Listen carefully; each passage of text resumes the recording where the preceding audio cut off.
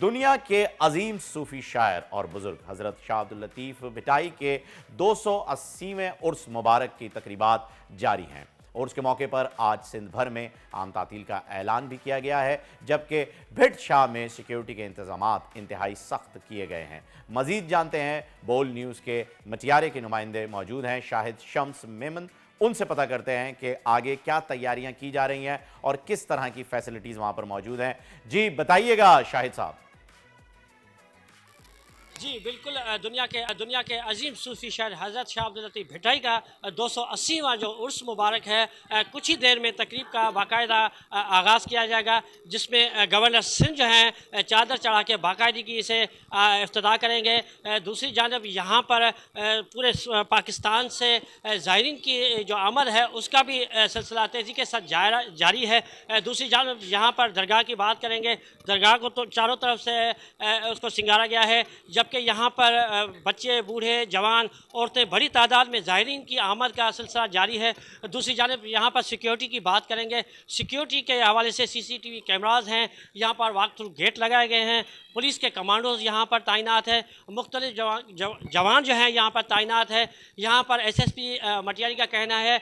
کہ ہم نے سیکیورٹی پلان تیار کیا ہوا ہے۔ دوسری جانب یہاں پر بڑی تعداد میں زائرین کا آمد، یہاں پر عقیدت مند جو ہیں وہ اپنے عقیدت احترام سے یہاں پر عرس مبارک کی تقریبات ہے اس میں بھرپور نمون سے جی شرکت بہت کر رہے بہت ہیں۔ شاہد صاحب، آپ ہمارے ساتھ تھے، اور ناظرین اسی پر ڈیٹیل میں بات کرنے کے لیے ہمارے ساتھ موجود ہیں پاکستان کے کا مایہ ناز نام، جنہوں نے دنیا بھر میں پاکستان کا نام بھی روشن کیا ہوا ہے اور جانی مانی شخصیت، ہمیشہ ہمیں وقت دیتے ہیں، ان کے ہم بڑے مشکور ہیں، اپنے قیمتی وقت میں سے ہمارے لیے ہمیشہ بڑا ہی نرم گوشہ رکھتے ہوئے وقت نکالتے ہیں۔ مفتی حنیف قریشی صاحب ہمارے ساتھ موجود ہیں۔ مفتی صاحب السلام علیکم ورحمۃ اللہ، آپ کو ویلکم کرتے ہیں شو میں۔ وعلیکم السلام ورحمۃ اللہ تعالیٰ وبرکاتہ۔ مفتی صاحب آج کیونکہ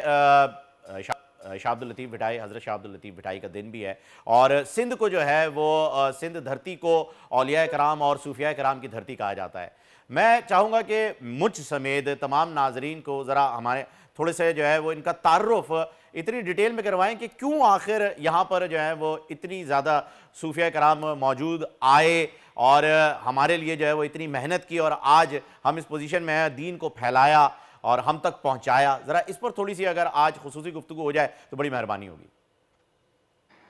بسم اللہ والصلاة والسلام علی رسول اللہ، اعوذ باللہ من الشیطان الرجیم، لقد کان لکم فی رسول اللہ اسوۃ حسنہ۔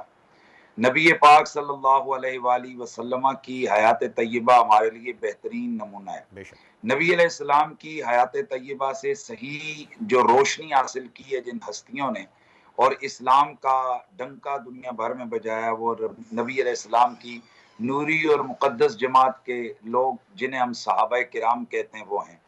اور اس کے ساتھ ساتھ نبی کے وہ گھر والے کہ جو رسول اللہ صلی اللہ علیہ وسلم کی ذات کا پرتو اور آپ کے خون اور آپ کے گھر کی عزت، غیرت اور اپنے آپ کے گھر کی رونق تھے،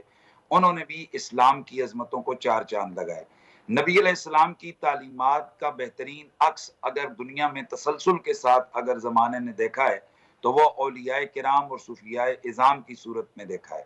اور یہاں پر یہ ایک بات ذہن میں رکھی جائے کہ جب ہم کہتے ہیں اولیاء کرام، صوفیاء اعظام، تو یہ آج کل کی تقسیم کو ذہن میں نہ رکھا جائے کہ ایک طرف علماء کا طبقہ ہے، ایک طرف درباروں والے ہیں، ایک طرف محدثین کا طبقہ ہے، ایک طرف مقررین کا طبقہ ہے،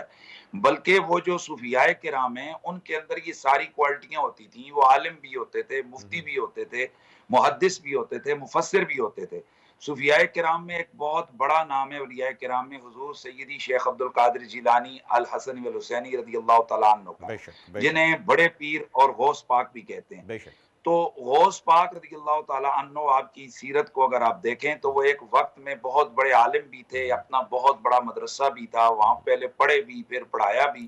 پھر آپ مجاہد بھی تھے کہ آپ نے باقاعدہ جہاد بھی کیا۔ سلطان نور الدین زنگی جیسے لوگ آپ کے مریدوں اور آپ کی ٹیم کے لوگوں میں سے ہیں۔ سلطان صلاح الدین ایوبی آپ کے، ان کا والد آپ کے ہاتھ پر اسلام لائے، اور پھر آپ سبحان انہی اللہ۔ کی برکات سے اسلام کے اتنے بے بڑے شک ہیرو بنے۔ اور پھر یہی حضرت غوث پاک رضی اللہ تعالیٰ عنہ ہیں کہ آپ نے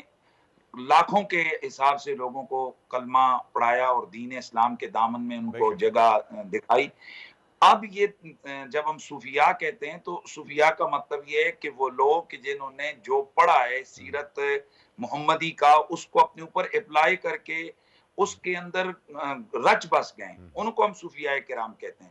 تو یہی وجہ ہے کہ جب رسول اللہ کی سیرت مبارکہ کا ایک صحیح انداز سے دنیا کے سامنے رنگ پیش کیا جائے گا تو اس میں خود بخود اتنی اٹریکشن ہے کہ وہ جو غیر مسلم نان مسلم کہ جنہیں اسلام کی اصل حقیقتوں اور لذتوں سے آشنائی نہیں ہے، تو جب وہ دیکھیں گے کہ یار اسلام اتنا پیارا ہے تو یقیناً وہ اس کے دامن میں آئیں گے۔ حضرت جیسے شاہ مفتی صاحب، جیسے کہ وہ کہا جاتا ہے نا کہ مجھے پڑھ کے مت سناؤ تمہارا دین کیا ہے، مجھے کر کے دکھاؤ عملاً کہ تمہارا دین کیسا ہے۔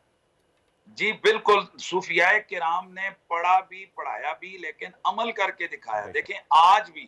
نبی علیہ السلام نے جو احکامات دیے کہ آپ کھانا کھلاؤ، اور نبی علیہ السلام نے فرمایا، بخاری شریف کے اندر روایت ہے کہ احب الاعمال اللہ اطعام الطعام، کہ اللہ کے یہاں پسندیدہ ترین اعمال میں کھانا کھلانا ہے۔ اب اس کا صحیح رنگ اگر آپ نے دیکھنا ہے تو صوفیاء کے آستانوں پہ جائیں، وہاں پر آپ کو کوئی نہیں پوچھے گا تو سکھ ہے، یہودی ہے، تو سنی ہے، وہابی ہے، شیعہ ہے، تو کیا ہے، وہ کہیں گے مخلوق خدا ہے، کھانا کھلاؤ۔ تو جب عام ذات پات اور ان چیزوں سے بالا تر ہو کر آپ انسانیت کا رنگ غالب رکھ کر آپ مخلوق کی خدمت کریں گے تو اللہ تعالیٰ اسلام کی محبت ان کے دلوں میں ڈالے گا۔ اب سندھ دھرتی کو دیکھ لیں، ایک طرف حضرت عبداللہ شاہ غازی رضی اللہ تعالیٰ عنہ، آپ کی ذات مقدسہ ہے، شاہ عبداللطیف بھٹائی ہیں، اسی طرح دیگر اور بہت ساری ہستیاں ہیں کہ جن کے دم قدم سے، جن کے کرم سے اور ان کی محنتوں سے وہاں اسلام پھیلا۔ اسی طرح آپ ادھر آ جائیں، حضرت داتا علی حجویری کو دیکھیں، پھر حضرت غریب النواز معین الدین چشتی اجمیری کو دیکھیں، حضرت نظام الدین اولیاء کو دیکھیں، بابا جی حضرت بابا فرید الدین کو دیکھیں، گنج شکر کو دیکھیں، اور اس کے ساتھ ساتھ آگے چلتے ہوئے آپ بابا جی کلیامی کو دیکھیں، بابا جی بنگالی کو دیکھیں، آپ بابا جی حضور سیدنا قبلہ غوث زمان قطب دوران فاتح قادیاں پیر مہر علی شاہ صاحب گولڑوی کو دیکھیں۔ یہ ایک بہت بڑا سلسلہ ہے، اور اسلام انہی ہستیوں میں سمجھتا ہوں کہ شہید کر کے جو خدمت کی ہے اسلام کی، تو انہی ہستیوں کی مفتی صاحب جن ہستیوں کے آپ نے نام لیے ہیں، جن باباؤں کے آپ نے نام لیے ہیں، تو جی یہ تو پھر ایسے ہی جو لوگ مشہور کرتے ہیں بابوں کا خدا اور ہے کتابوں کا خدا، اور پھر ان کے لیے یہ انہیں نظر نہیں آ رہی ہستیاں کہ یہ جو ہستیاں ہیں؟ دیکھیں یہ تو بڑی واضح سی بات ہے کہ اگر انسان اپنی دماغ سے اور آنکھوں سے تعصب کی پٹی اتار کر دیکھے آنکھوں سے اور دماغ سے سوچے تو یہ سب اس کے سامنے عیاں ہوگا۔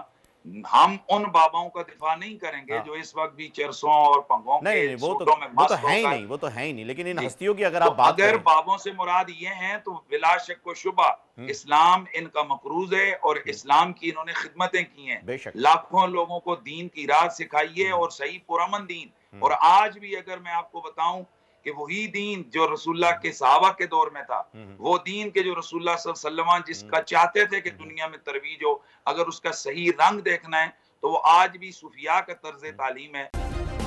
سبسکرائب کریں اور بیل دبائیں تاکہ کوئی خبر رہ نہ جائے۔